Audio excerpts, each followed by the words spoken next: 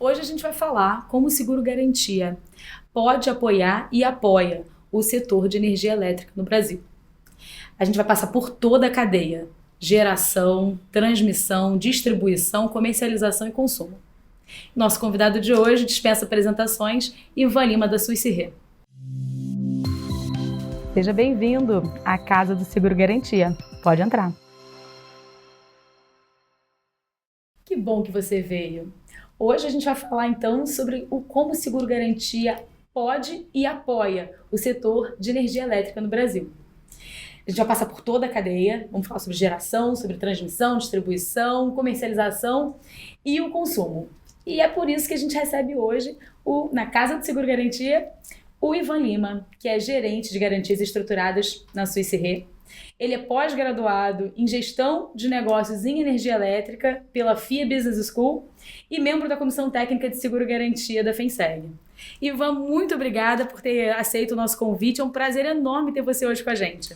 É um grande prazer estar aqui. Essa abertura que você nos dá é muito importante, né? Agradeço muito e gostaria de estar aqui e responder tudo que a gente puder.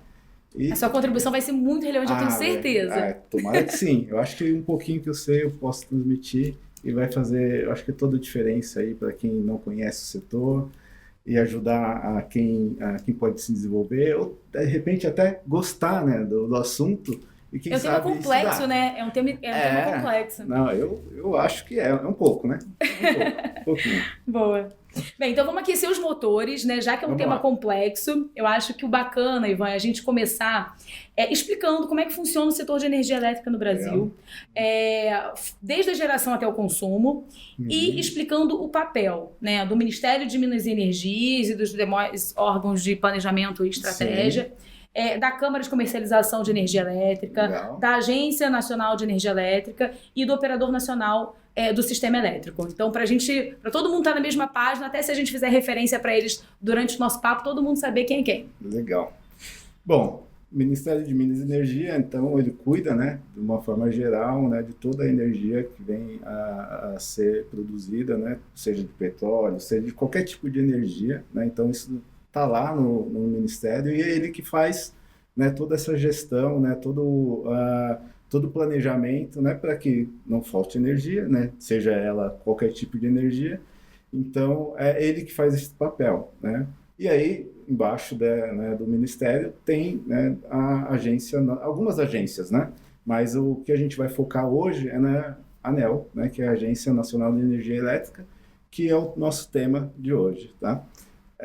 Além da ANEEL, como você já, né, disse, né, tá aqui embaixo de um guarda-chuva, tem alguns subagentes, assim, vamos dizer, que faz toda a geração de energia funcionar.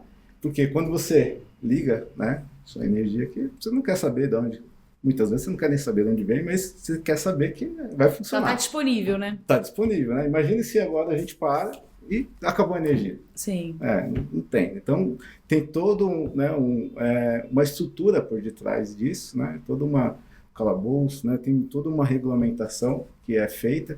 A gente não vai entrar tanto nos detalhes, porque realmente eu fiz um curso, né, de 2 anos e ainda não aprendi tudo, né? Sim. E fora isso, eu tenho, né, uma expertise aí, né, mais de 15 anos, né? Também na parte de estruturação de projetos de energia. E é muito complexo, Sim. Mas é legal, é muito interessante. Boa. Então, só complementando, Carol, quando a gente diz, né, que a gente tem a ANEEL, então a gente tem alguns braços, porque a ANEEL sozinha não faz tudo. Então, ela regula, né, toda a cadeia, mas a gente tem alguns órgãos importantes, né? Então, quando a gente tem que pensar que tem alguém que opera toda a energia, né? Então, o ONS, né? Então, aqui é o órgão, né, que ele gerencia toda a energia que está no sistema. Sim. Pensando que o sistema é um grande sistema interligado, né? Sim. Então, onde a usina ela pode estar gerando energia lá no Nordeste, mas você está consumindo aqui em São Paulo. Como isso acontece? Isso através de as linhas de transmissões e distribuições que elas são totalmente conectadas. E essa conexão, ela depende, claro, de um monte de coisas, né? Um monte de projetos que devem ser aprovados, né? Desde lá do Ministério de Minas e Energia, e vai né, é uma cadeia que depois gera alguns editais, né, de transmissão, de geração, e tudo isso se engloba ali, né, dentro dessa geração que a gente chama de geração integrada, né? E aí, no final do dia, você recebe sua energia, né, na sua casa, de uma forma rápida, né? É muito difícil você ver no Brasil uma falta de energia. Ainda que, teve um apagão aqui, teve um apagão ali, mas se você for ver, o Brasil é um país gigantesco, né? E controlar tudo isso não é fácil. Sim. Né? Então, quando você olha... Estão orquestrando entre a capacidade de geração, a demanda, a capacidade de distribuição e transmissão. Então, quem faz isso, se você pudesse, assim, em uma frase, resumir a função desses agentes, né? Legal. Então, da CCE, da ANEEL e do ONS. Tá, bom, vamos lá, então. ONS, então vamos lá começar da ANEEL. Então, a ANEEL, ela, né, faz as do Ministério de Minas e Energia, ela, né, divulga todas as diretrizes e regula tudo que está aqui por baixo, né? A Câmara de Comercialização, que é a CCE, ela é uma parte contratual. Então, é como se fosse alguém que está regulando, como fosse um banco, eu vou dizer assim, é um banco de energia ali, né? Mas não é física, tá? É contratual. Isso quer dizer o seguinte, que ali é como fosse um banco. Então, você põe energia lá, como fosse um banco, e você retira a energia lá, como fosse... Então, ele coloca de um lado, põe de outro. Então, se você é um agente da Câmara de Comercialização, então, se você consome ali através de um mercado livre, que a gente chama, né? Você tem uma conta corrente lá. Então, ela pode ficar negativa ou ela pode ficar positiva. Vai depender da sua posição que você tiver naquele momento. Tá? Então, basicamente, assim, a Câmara de Comercialização, ela faz essa contabilização da energia que entra, né, no sistema. Né? Compra e venda. Então, ela vê quem é que deve, quem, né, que tem que pagar. E tem um negócio que é um pouco mais complexo, que chama o preço de liquidação de disponibilidade, que é quando, imagine que você entrou no cheque especial. Né? Esse cheque especial, ele tem um preço. Então, se você consumiu a mais, ou sobrou energia do seu consumo, normalmente a Câmara de Comercialização, ela vai lá te dar, ou ela vai te dar um cheque, vai te dar um crédito ali, né, que esse crédito, ele vai se transformar em um valor, ou ela pode te dar, né, um boleto para você pagar. Então, é isso que a Câmara de Comercialização de Energia faz. E o ONS é o cara que, vou dizer assim, cara, né? Mas é o órgão, né, que deixa não faltar energia. Em resumo, é isso. Ele não deixa faltar energia em lugar nenhum. Né? Seja aqui, no Nordeste, no Centro-Oeste, em qualquer lugar, vai ter, hora que você apertar o botão, então tem alguém lá olhando por tudo isso, o dia inteiro, 24 horas, né, por dia, olhando onde está faltando energia, onde tem que despachar, e depois a gente vai falar um pouquinho mais de despacho, onde que tem que mudar a energia naquele momento. Né? Imagine o seguinte, que horas são agora então? A gente está por volta, né, de umas 7 horas da noite aqui, a gente pode dizer que é um horário de pico, né, de consumo. E por quê? Porque o pessoal está usando o transporte público, né, o pessoal está chegando em casa, ligando o seu chuveiro, abrindo a geladeira, tudo isso gera um consumo, né? E aí quem controla isso, né? É o ONS, né, o Operador Nacional do Sistema.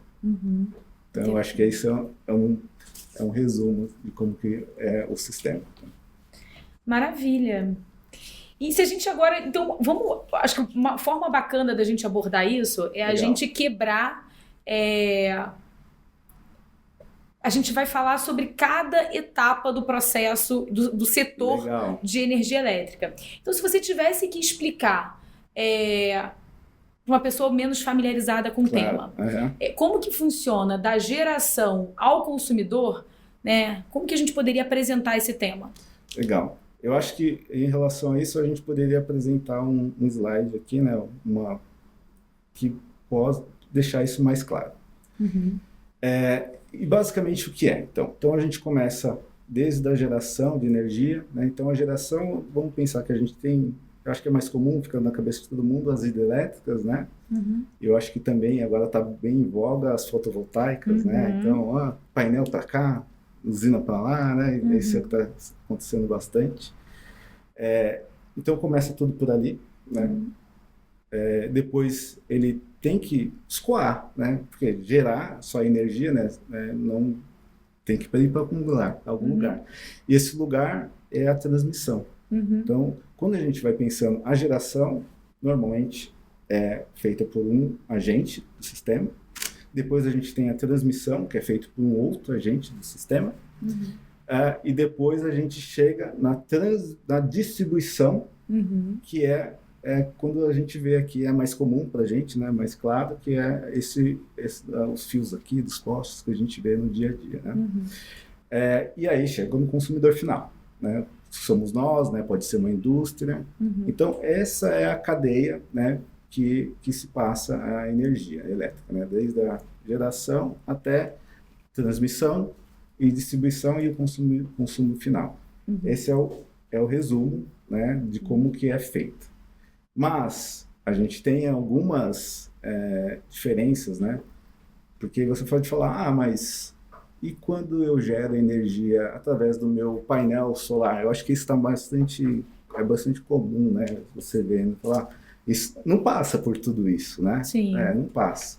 De fato, não passa.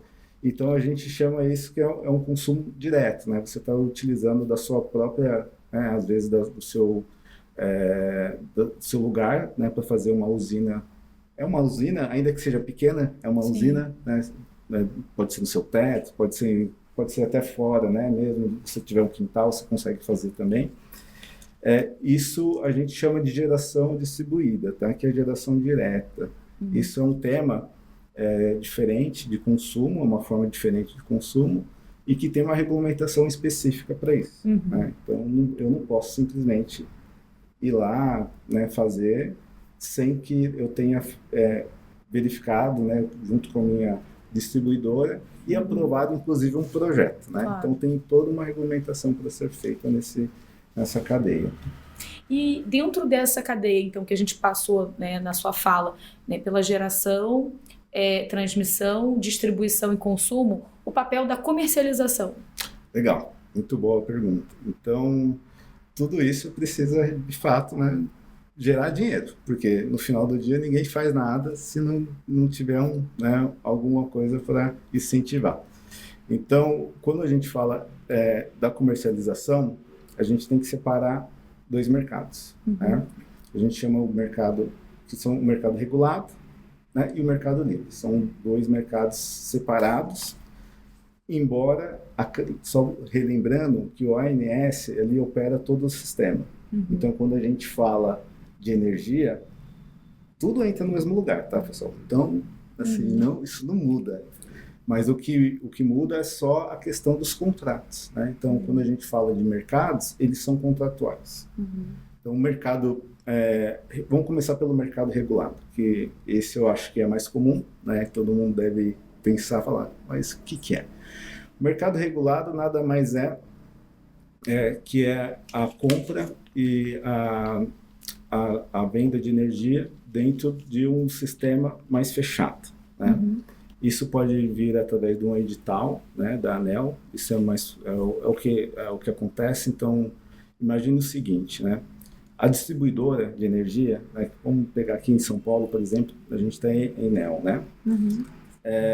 Ela precisa da energia de algum lugar. Né? Lembra que a gente fez a cadeia? Então, ela é a ponta final, ela que vai entregar lá para o consumidor.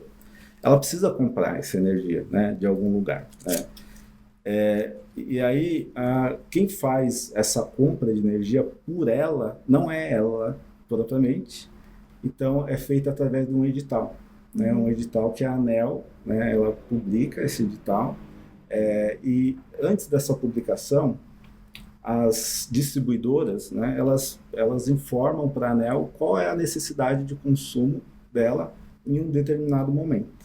Então, a gente tem os editais que se chamam A-1, A-3, A-4, A-5. Esses editais, eles querem dizer o seguinte, então, em resumo, tá? A-1 quer dizer já no momento que se tem a energia disponível. A-2 e assim sucessivamente, você vai ter uma energia disponível futura. Então, imaginar, a Enel fala assim, eu vou precisar de 20 GB em tal momento, disponível para mim. Então, ela vai lá na Enel, né? Através também isso vem de um planejamento do Ministério de Minas e Energia. Vou precisar de tantos de energia. Então, a Enel vai lá, faz olha lá quanto que eles vão precisar de energia naquele determinado momento e lança o edital. E através desse edital, se compra a energia necessária para aquele local, né? Então, feito isso, isso é a forma que quem compra essa energia, então, não é a própria distribuidora, né? Ela informa a ANEEL que ela vai precisar daquilo, mas ela não compra, né? Aí vem uma pergunta para você, Carol. Você compra essa energia? Então, lá em casa a gente gera energia. Ah, legal. Que bom. Eu também faço isso. A gente tem as placas fotovoltaicas. Legal. Mas e à noite? Você compra essa energia? Tô sentindo ar de pegadinha, mas eu vou responder que sim. Tá bom. Essa pergunta é legal e é comum que a resposta seja sim, né? Mas na verdade você não compra. Lembra que eu falei que nem a distribuidora compra energia? Sim. Quem compra energia por ela é o próprio governo, né? E aí, na verdade, quando você recebe sua conta, você não está comprando energia, você está pagando uma tarifa. Né? Uma tarifa que está cheia de coisa lá dentro. Se vocês tiverem curiosidade de olhar a conta de luz, energia é 30% só do valor. O resto tem um monte de coisa lá, né? Tem valor de transmissão, tem valor de distribuição, tem impostos e tem encargos do sistema. Aí o encargo do sistema é bem interessante também, se vocês abrirem, eles não vão mostrar lá, mas se você entrar no site da ANEEL, você consegue saber exatamente com os detalhes. Então você não compra, infelizmente. Mas está por mudar. Então logo mais você vai poder comprar sim. Né? Países mais desenvolvidos, vocês já têm essa opção de comprar essa energia. Aí sim você está comprando essa energia. Tá? Legal. Então esse é o mercado regulado. Eu falei bastante, mas é só o mercado regulado, tá? Vamos falar então do segundo mercado, que é o mercado livre. Então, ele por ser livre, ele não é tão livre assim, né? Pudéssemos, se fosse tão livre, aí você poderia comprar a sua energia. Então, como que é a comercialização no mercado livre, né? Houve uma mudança agora bem significativa recentemente, né, que empresas que consomem abaixo de 500 megawatts ou quilowatts mês podem comprar sua energia no Mercado Livre já, tá? Então é uma mudança, tem uma lei específica. A lei, na verdade, eu tenho minha cola aqui. A lei já é antiga, então desde 98 isso já vem sendo discutido, né? A 9.648. Na verdade é do consumidor especial, então ele muda agora, né, esse consumidor especial. O consumidor especial ele tinha uma característica de consumo mínimo de 500 kW até 1,5 mega, e esse consumo tinha que ser através de fonte renovável. Com a mudança, caiu não precisa mais ter esse consumo mínimo, mas ele tem que estar conectado em alta tensão. Tá? Mas isso também está por mudar. Então, só para vocês terem uma ideia, em números, essa migração, só dessa mudança a partir de 2024, a gente está falando de 106 mil novas empresas que podem sair do mercado regulado, que a gente falou, né, para ir para o mercado livre. Isso é bem interessante porque Imagine nós, né, em seguros, quantos de seguro a gente já pode fazer a mais. Claro que a gente vai ter que pensar diferente, né? A gente vai ter que pensar que essas empresas, imagina que essas empresas são menores, né, consumo menor. Então é um mercado um pouco mais varejo, né, que tem que ser moldado.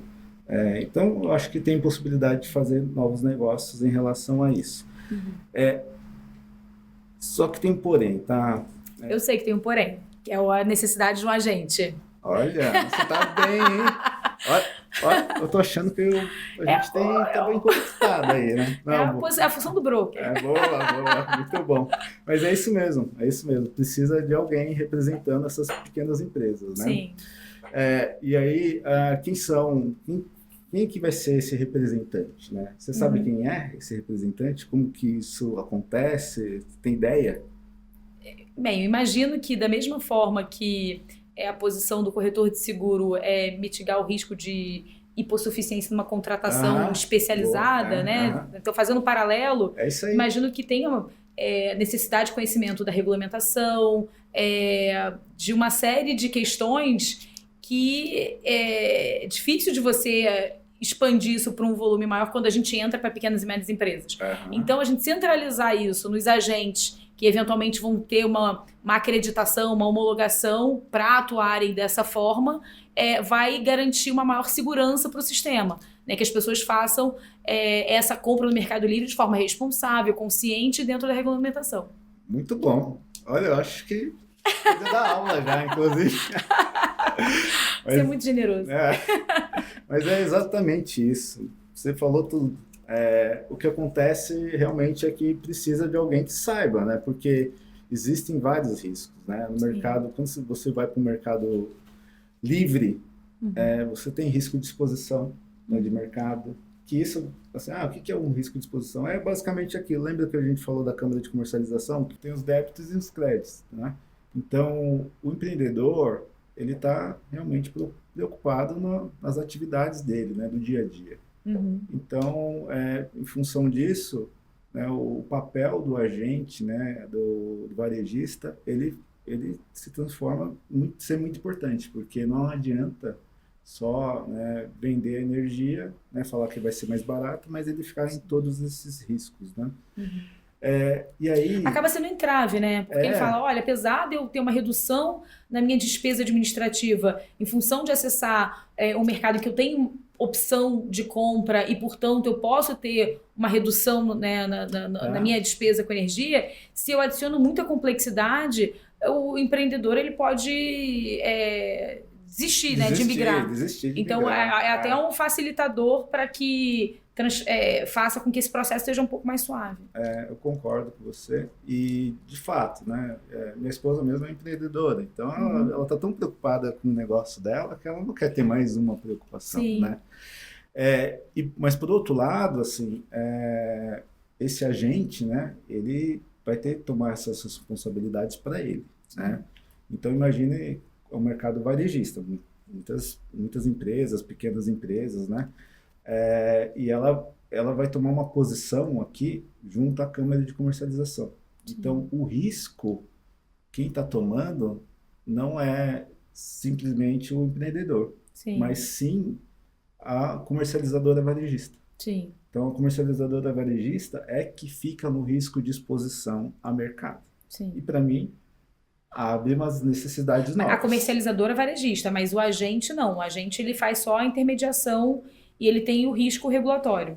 Porque assim, aí a gente tem que desmistificar o que é cada coisa, né? Porque quando a gente chama de agente, aí assim, quando a gente está falando em mercado de energia, o agente é sempre o cara que está lá dentro da Câmara de Comercialização, né? A empresa. Eu falo, cara, desculpa, mas é a empresa, né?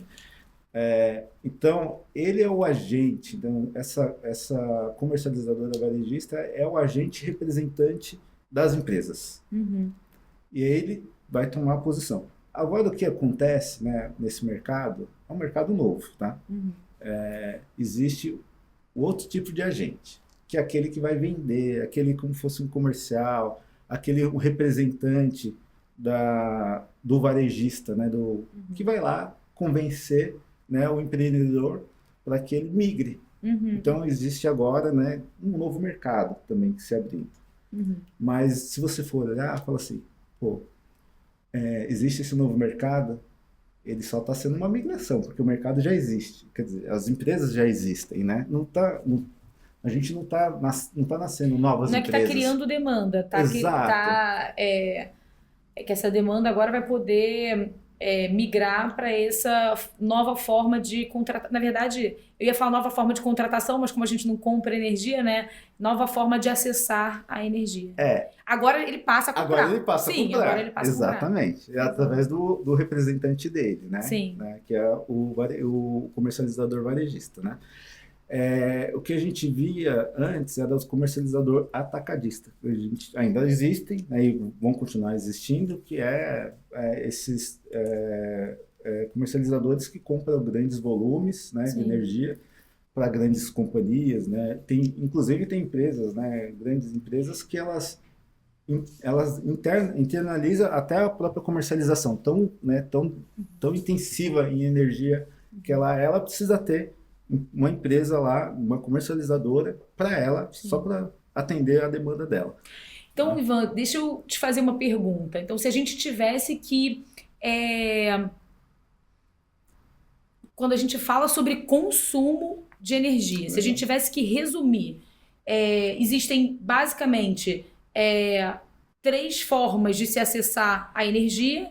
Uma que é no mercado regulado, que é o mais usual, dentre a maioria das pessoas físicas e jurídicas. Sim. A gente tem um acesso ao mercado livre, que é esse mercado que está em expansão enquanto ao número de consumidores em função da portaria normativa número 50 do Ministério de Minas e Energias, que traz essa possibilidade de pequenas e médias empresas comprarem ou acessarem energia, podendo escolher, inclusive, o tipo de fonte de energia. Exato, Legal. Exato. Então, mercado regulado, mercado livre, e a gente também tem a questão da gestão da geração distribuída. Né? Quando eu decido fazer uma geração para consumo próprio. Exato.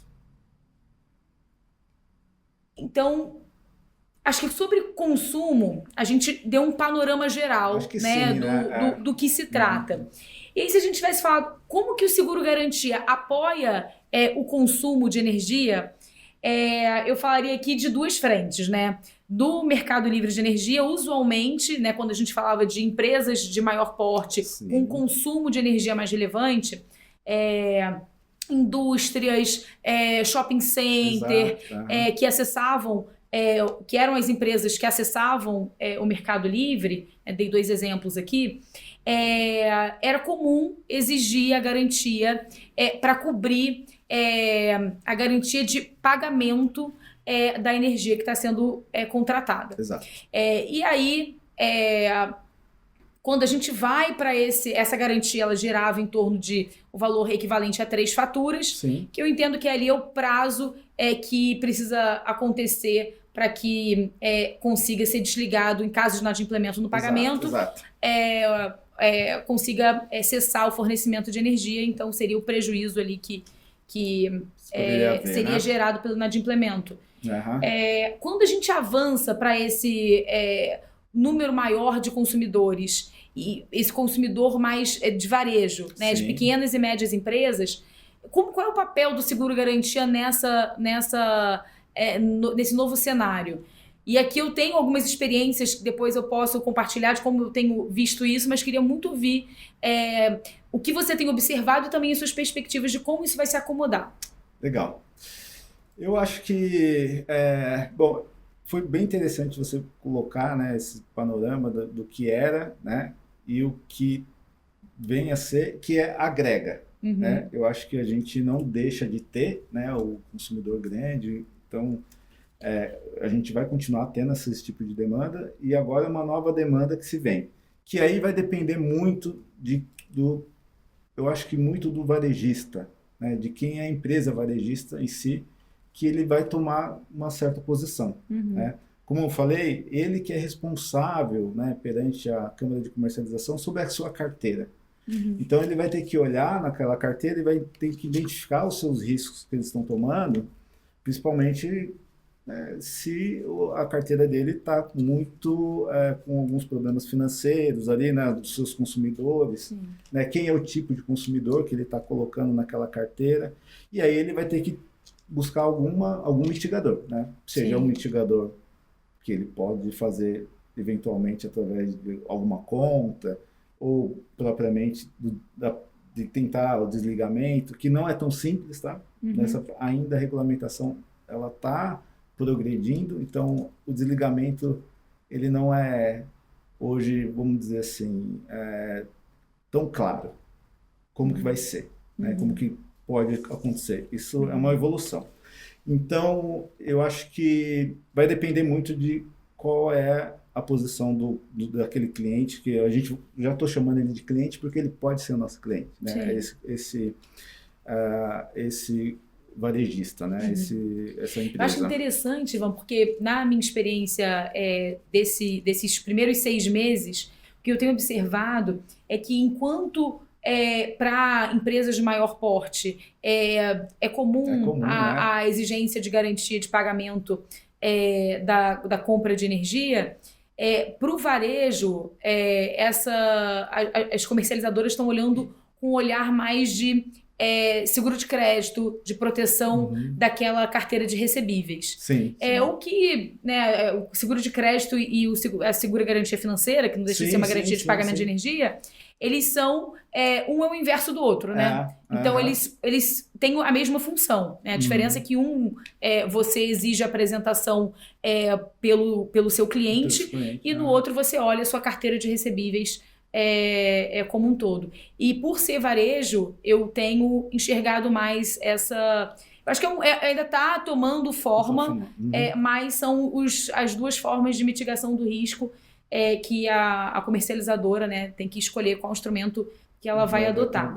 Eu acho que cabe para os dois, tá? Sim, eu acho que tem espaço para os dois. Eu acho que mas é um tema interessante, né? Porque quando você vai para o volume, qual é o formato que as empresas vão desenhar. Quando a gente fala sobre... então a gente falou sobre consumo. Legal. E a gente pincelou também comercialização. Mas agora eu queria falar sobre a comercialização de uma forma breve. Sobre o ponto de vista do instrumento garantidor, né? Ou seja, como que o seguro garantia apoia as comercializadoras quando elas... A gente falou bastante quando elas são o segurado, quem está exigindo, né? a garantia para mitigar o seu risco, mas quando elas são quem precisa apresentar uma garantia para comprarem energia eventualmente de uma geradora. É muito interessante esse ponto, né? Porque há pouco tempo atrás, eu falo pouco tempo porque eu tenho um pouquinho de anos aí já dentro de casa, né? Eu posso dizer que assim, vamos falar 10 anos atrás, para deixar um marco aqui. Há 10 anos atrás a gente não fazia, o mercado rejeitava muito o próprio comercializador de energia, né? Porque o comercializador, na verdade, ele é um trading ali, né? Pode ser um trade, né? Ele pode estar comprando e ficando numa posição, e aí você não sabe, é uma posição, é uma commodity, né? A energia, então pode ser que aquela posição é boa ou pode ser ruim. Então... tem o risco de descasamento, né? Exato, entre o valor de venda e o valor de compra. Exato. Bom, a comercializadora basicamente faz isso, né? Exato. Então havia, vamos dizer assim, bastante rejeição do próprio mercado, né? Mas eu acho que hoje o mercado já começou a entender melhor essa questão do comercializador em si. Claro que eu acho que para quem opera, né, nesse tipo de garantias para comercializador, tem que entender bastante do portfólio, tá? Então, essa para mim é uma dica que eu deixo, porque não é fácil só olhar balanço. O balanço ele pode enganar bastante coisa, ele pode maquiar, ele pode trazer informação que, contabilmente, eu estava até discutindo com um amigo ontem sobre isso, ele entende bastante da parte de financeira e tal, e quando você olha um balanço de um comercializador e faz um paralelo a um balanço tradicional de qualquer outra indústria, eles têm bastante divergência. o que é ativo pode ser um negócio ruim. É estranho isso. Então, bom, só dando um pouquinho de spoiler, que é talvez assim... Traga uma complexidade, né? Traz uma complexidade maior. Acho que sempre quando a gente vai... acho que são duas coisas. Quando a gente vai analisar uma demonstração financeira, a gente precisa entender em qual indústria aquela empresa está inserida para a gente ter uma correta interpretação dos números. E também quando a gente vai falar sobre uma garantia, a gente precisa também entender, né, o negócio e o ambiente em que aquela garantia está inserido. Além da obrigação em si que está sendo garantida. Gente, quanto assunto. É uma enciclopédia e de um assunto complexo que merece um segundo bloco. Então, a gente, né, falou que a cadeia, né, do setor de energia elétrica ele envolve geração, distribuição, geração, transmissão, distribuição, comercialização e consumo. A gente até agora, para vocês terem ideia, falamos de consumo e comercialização. Então... a gente vai ter que fazer uma próxima rodada. Vou te convidar, Ivan, para voltar com a gente e a gente fazer uma próxima rodada para a gente concluir, que tem muito papo ainda pela frente. Adoro o tema, eu fico super à vontade de estar aqui com vocês, obrigado, mas vamos continuar esse assunto porque não podemos parar com isso. Combinado. Tá bom? E conto com vocês no próximo episódio.